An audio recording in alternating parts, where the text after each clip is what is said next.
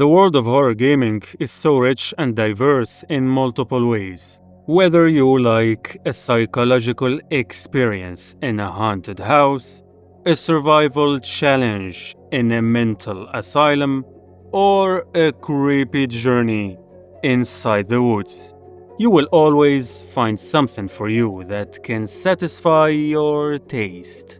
But for some reason, despite the different standards of horror gamers, it seems like everyone agrees that there's something unique about Asian horror games specifically. It's hard to explain why, but they always feel like they are creepy by default. Because in many cases, they use realistic themes that mix the ordinary with horror seamlessly. They frequently take inspiration from culture and folklore, tapping into deeply rooted fears and superstitions that resonate with a wide audience no matter your background, which is another booster for mystery in the experience.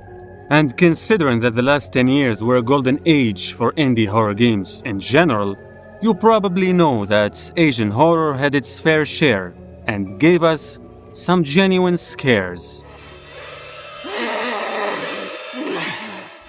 However, there's one specific horror game from Asia that managed to stand out, not necessarily because it has the best gameplay or visuals, but simply because the story is so dark, disturbing, and deep in a very realistic way that goes beyond the realm of gaming.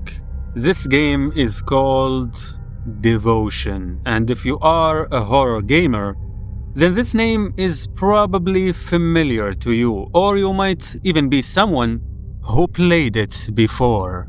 But even if you played it, you can still miss the core of the story and what makes it uniquely creepy. And that's exactly why I made this video. We are going to explore what this game is about, why the story is unsettling and tragic, and also why it was banned from the internet. So, without further ado, let's start the video.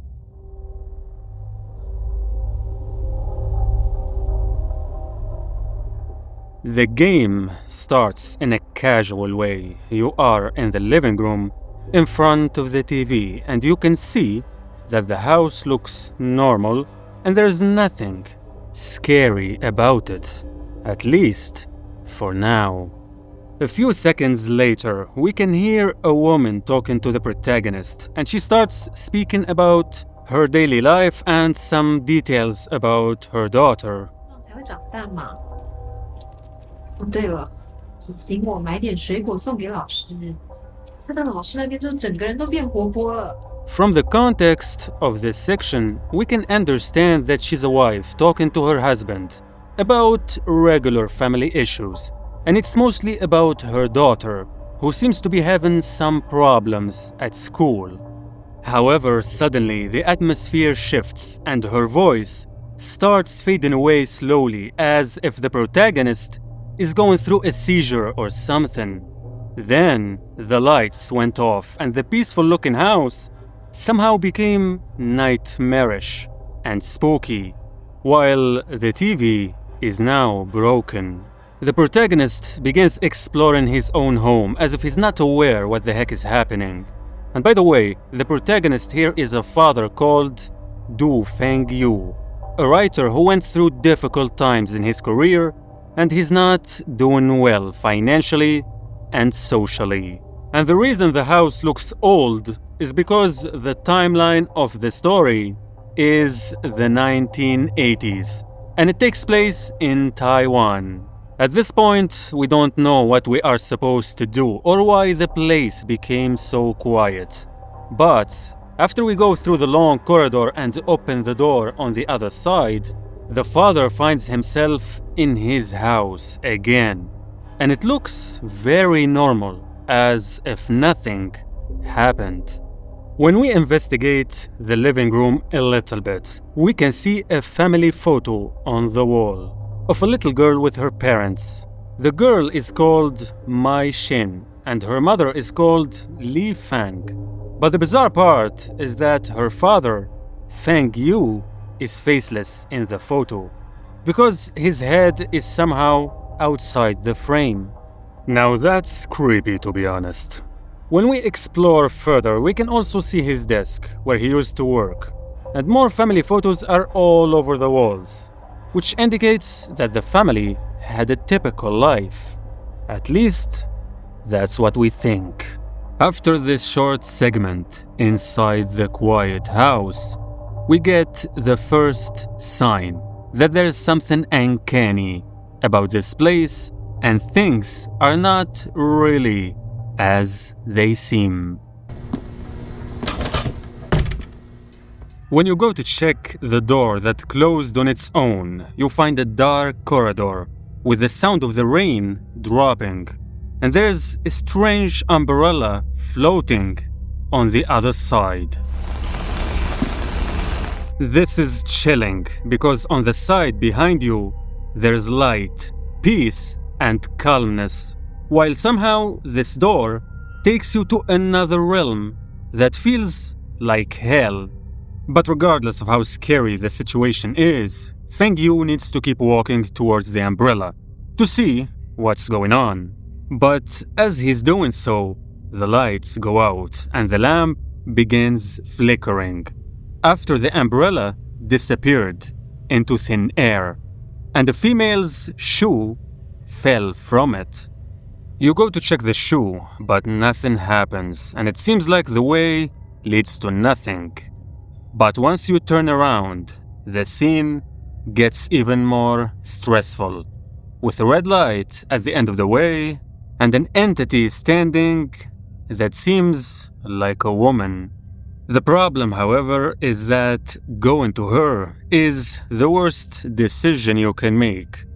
Because you can't feel it in the video, but I swear that jump scare was one of the few jump scares in my gaming life that ever shake the heck out of me. The calmness before the event and the slow escalation in the atmosphere are seriously a masterclass in how a jump scare should be placed in a game. It really got me. When you reach the door, you'll notice a sign that reads Year of the Monkey, 1980, along with a key in a box for unlocking it.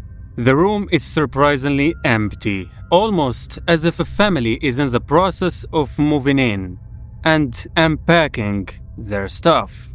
This feels bizarre, yet somehow fits, given the game seems to be intentionally leading us to a specific point in time, though the reason remains unclear. When you check the paper on the wall, you can see it's writing from Feng Yu himself, and it contains some details about his wife. She mentions their child is yet to be born, and they're preparing their new home together. Then we can finally see a photo of Li Fang, the wife in question.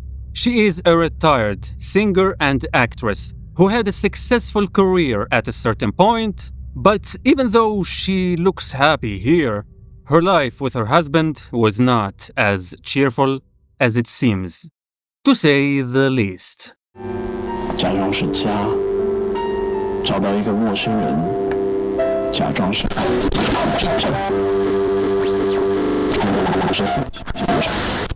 After you pick up some stuff from the box like balls and trophies, you need to put them in the right places.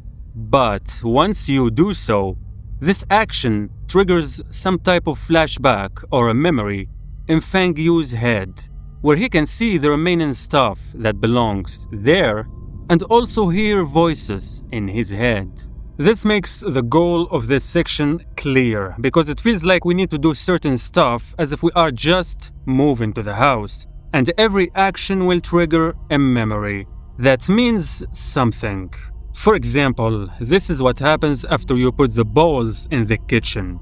You can hear a female voice in your head that's probably coming from your wife, which might be something she said in the past in this same part of the home.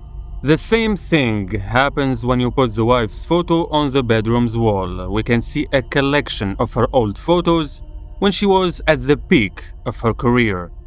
This makes you wonder, if she was this successful and shining, then where the heck is she? Why can't we see her in person? Well, the answer to these questions might be a little bit disturbing. But what's more disturbing is that we can't see Feng Yu's face anywhere, not even in his wedding photo with his wife. He's somehow faceless everywhere, which really makes you very curious. Later, you find a girl's doll inside a broken electricity switchboard. And when you go back to the living room, you find it dark, with only few candles providing you some light, while a song playing in the background, as if this is a romantic date or something. Then the sight goes even darker and the scene shifts to a different view. And you can hear a voice of a woman telling you, "Dear, do you like my gift?" Which is obviously coming from your wife. When you pick up the lighter on the table, you find yourself back in the house again, but in a different place. And when you read the card on the desk, you can see it's a letter from your wife. And she's telling you that she brought the lighter for you as a gift, and she wishes you a happy Father's Day. This makes it seem like they are having an amazing relationship. But after you read the letter, you can suddenly hear a sound that seems like a doorbell. You go to check and open the door, but you find yourself in the corridor again. But this time it feels like it's getting more dark and unsettling. When you get the key for the other door, it says 1986, 6 years after the last one, which means that whatever you'll find behind this door, it's technically something from a different time than what we saw before. However, even though I was ready for something creepy, what we find here exceeded my expectations. Because at first, you seriously can't understand what the hell you're seeing.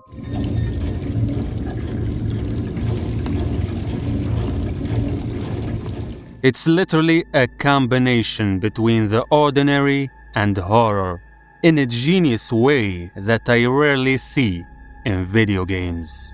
You can basically see a woman and a man sitting casually in front of the TV. But the crazy part, they are dolls with no life whatsoever.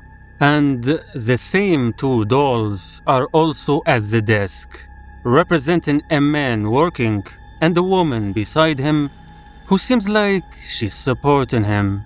Meanwhile, the paper on the desk is from school and it's about the daughter, Myuu.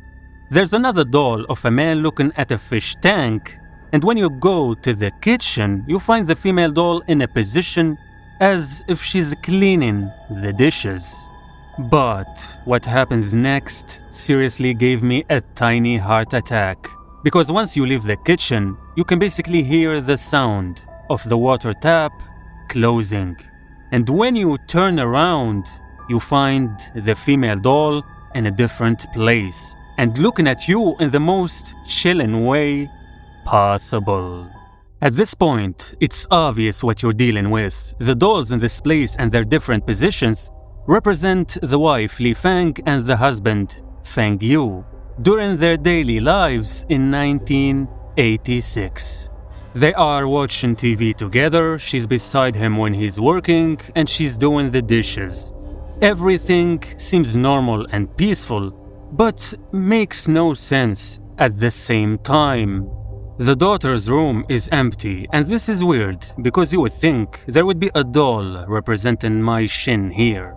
When you go to the bedroom, you find the dolls of the husband and wife, along with a small doll that the wife is carrying. The husband is taking a photo of his wife and what seems to be their daughter as a little girl, but it's actually a doll that their daughter used to play with.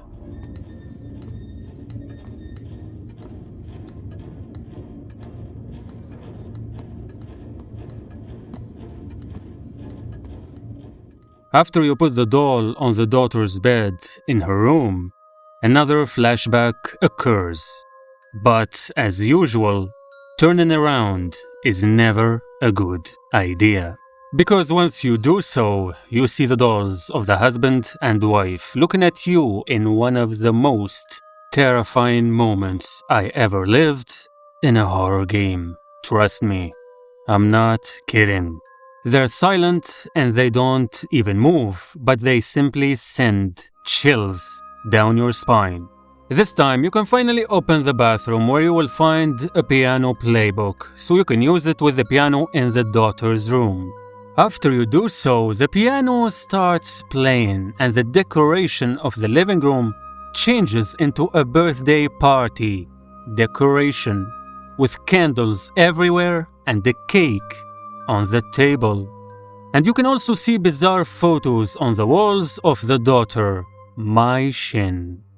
A few seconds after you put the doll on the cake, the ambience becomes a little more intense, and the doll starts moving in a creepy way, before you hear the voice of the daughter making a birthday wish and saying that she wants to be a famous superstar like her mom.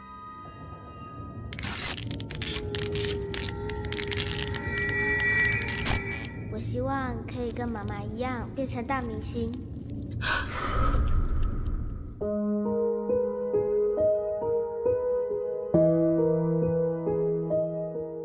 After the scene, you can see the TV working behind you and showcasing a show about a singing competition for kids.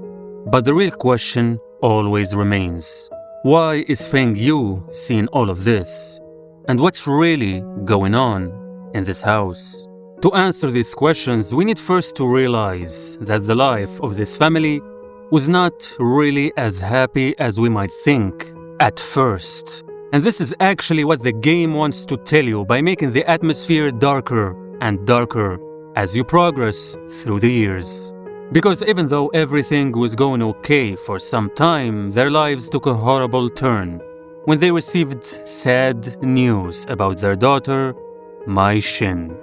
In the next section, when you enter the house in a different timeline, you can hear the sound of a little girl crying in the room, and it's obviously from the daughter.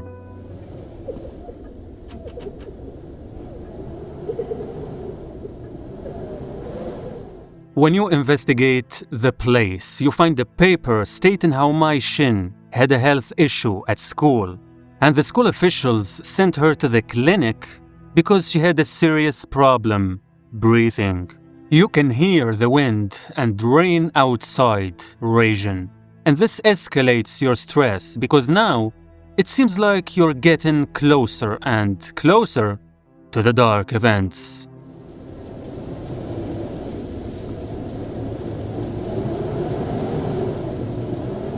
You go to the bathroom to clean your hands, but you see your hands covered in blood for some reason. And it never goes away no matter how much you wash it.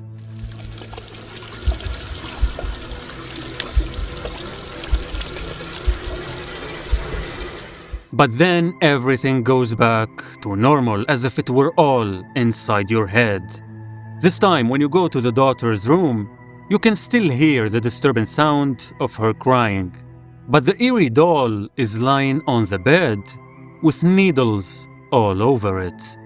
When you remove them and read the report beside it, you discover that Myuu is not well at all, and she's actually suffering from a serious disease related to her chest. It actually gets more tragic when you read the scripts that Myuu used to write about his daughter, but with different characters. They mention how his daughter is asking him to take her outside to enjoy her time, and how the needles and the treatment are so painful for her. But what's even more sad is that they explain how the father was helpless, seeing his daughter suffering, while he couldn't do anything to help her. But make no mistake, Myuu is not so innocent, and he knows it. In the early years of Myu's life, he put a lot of pressure on her to be famous like her mom. But his attitude got even worse when his career went into oblivion. He became hostile and aggressive towards his wife and even violent at times. He even told her that she shouldn't work anymore, despite the fact that her job was the only way they could put food on the table, especially after his financial struggle. But despite all this craziness in his behavior, the overall picture shows us that he was not actually a bad man in his core.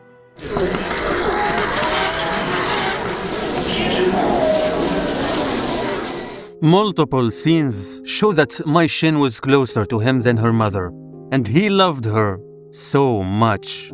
He used to help her with homework and play with her, and he really wanted her to be happy.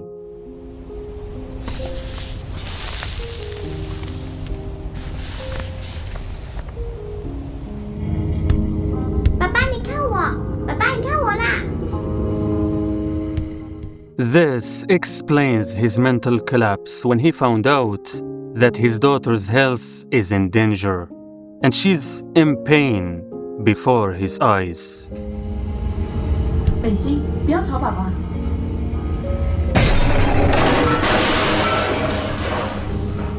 In fact, the scenes you're seeing here are meant to torment him and remind him of his agony. Even the competition on TV where kids are competing in singing is actually showing you that Myuu sadly lost the competition, and her decline in health had a role in that.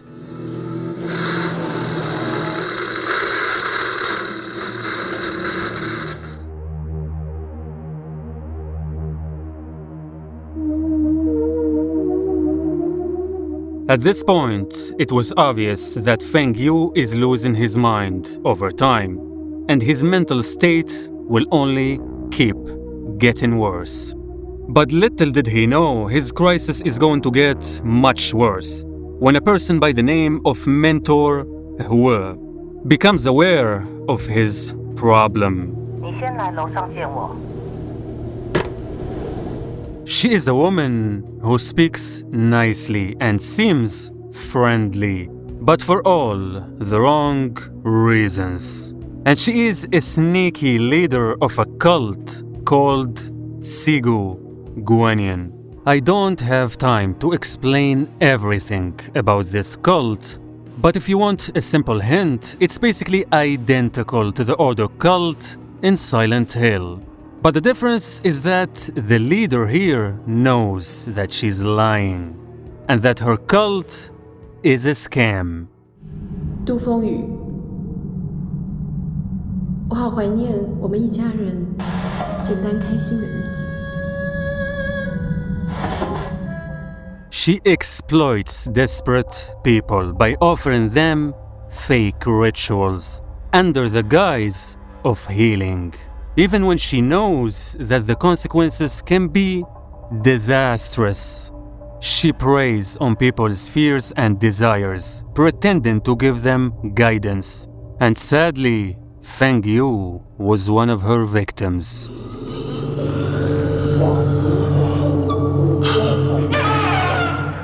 When the doctors failed to help Myuu, Myuu became obsessed with searching for alternative solutions, no matter how extreme they can be. This eventually led him to the cult, and the leader convinced him that his daughter is cursed, and only their rituals can heal her. Even though his wife told him that the cult is misleading him and he's losing connection with reality, he insisted on his confidence in them. After some time, his wife could not take the mistreatment anymore and decided to leave the house, despite her mother advising her to endure Myuu's aggressive behavior. However, none of this matters for Myuu because the only thing he sees is his daughter, and the cult succeeded in dominating his mind.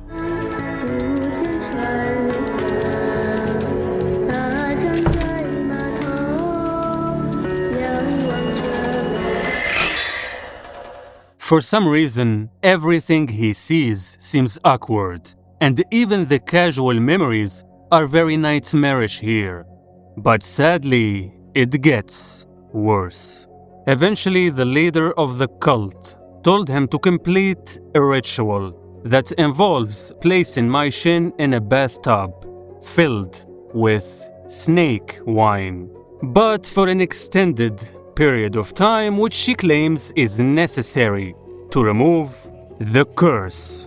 This sounds like a crazy, dangerous ritual, but believe it or not, Myuu was completely convinced it would work. 喂，陆先生，好，你听我说，你先把蛇酒准备好。你家有没有浴缸？有，好，那就在厕所就可以了。After a push from the cult's leader, Myuu decided to put his little daughter in a bathtub filled with wine, hoping it would be the cure that his imagination wished it to be. The leader told him that this can take a week, and he waited for days and days, expecting to see his daughter standing up and full of joy. However, the shocking happened, and Myuu was met with the tragic reality that his mind refused to believe. When he went to check on his daughter after a week, he found Myuu sadly dead. Myuu accidentally killed his own daughter. 9月29日，下雨天，妈妈很久没有回家了，我很想她。我忍耐不要哭，可是越忍，胸口越不舒服。有一天，就开始不能呼吸了。爸爸说这次不用看医生，明天我们去看何老师，并马上就会好。This dire incident did not just shock Myuu, but it also made him literally insane. Instead of accepting the reality that he created and what he did to his daughter, he actually chose denial and fallacy. His mind became a mental construct where he convinced himself that he saved his daughter and his family remained intact.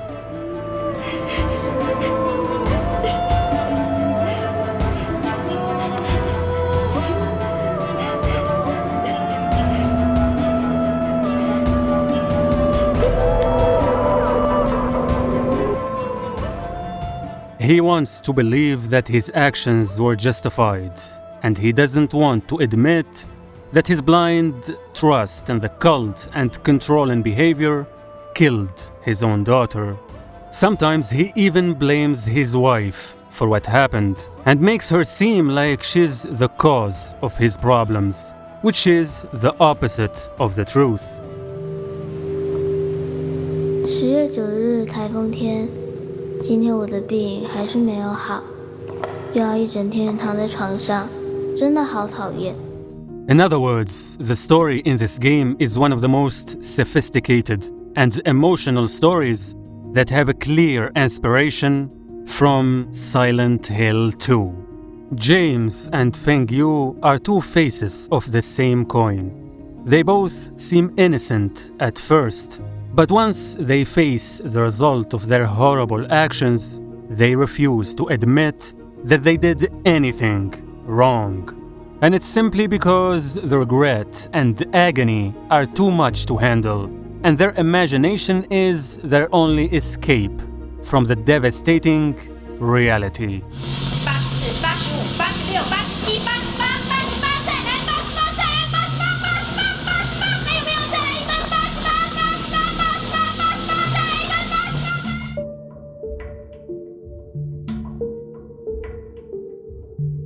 If you were there when this game was released back in 2019, you were probably aware that it was available on Steam and online gaming stores everywhere. But for unknown reasons, it suddenly disappeared entirely.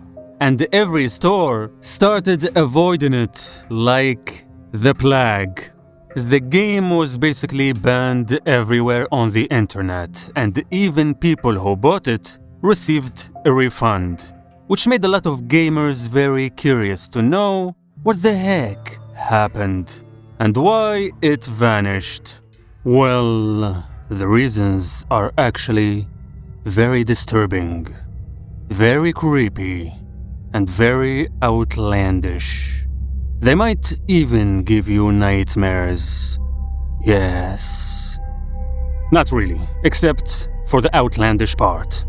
For a long time, people did not have any explanation for the game's disappearance, which led them to believe that the heavy themes of the game might be the main reason. I mean, the game does contain some disturbing elements that are not suitable for everyone, especially the part involving Myuu as a child and the domestic suffering that the family lived when the husband lost it. However, it turns out that the actual reason behind the ban is mainly political. As you guys know, the game is Taiwanese, and one of the main audiences for it was Chinese players, which makes sense because the language, the culture, and vibes in the game are very relevant to people in China. I mean, for example, it's the same way when Austria makes a game. It's obvious that Germans in Germany would be the first to play it, because the culture resonates with them. With that being said, when many Chinese gamers played the game, they found an Easter egg that created a serious controversy locally, to say the least. The Easter egg references the Chinese president, Xi Jinping, and makes a joke about him related to Winnie the Pooh, beside using insulting words against him. This led to huge outrage among Chinese players, and social media in China quickly exploded with criticism, which eventually led to the game's removal from Chinese stores. And they also bombed the reviews on Steam into oblivion. Red Candles, the studio behind Devotion, swiftly apologized and said that the inclusion of the Easter egg was an accident and they already removed it. But this apology didn't work, and the game was never restored in China. Not only that, but the studio also lost their license in China, and the pressure from Chinese players and publishers forced global platforms like Steam and GOG to remove the game as well, because they didn't want to anger consumers in China. 挑战者小朋友呢，歌声相当的优美，情绪也相当的投入，尤其是码头姑娘最困难的几个地方呢，都感觉不到杜美心小。To be honest, I actually believe the argument of the studio when they said it's an accident, and I do think the Easter egg was added as a joke by a certain developer in the team. The reason I think this is the fact that Red Candle Studios are not troublemakers, and they know exactly how things work in China. So why the heck would they risk getting their beloved game into this mess?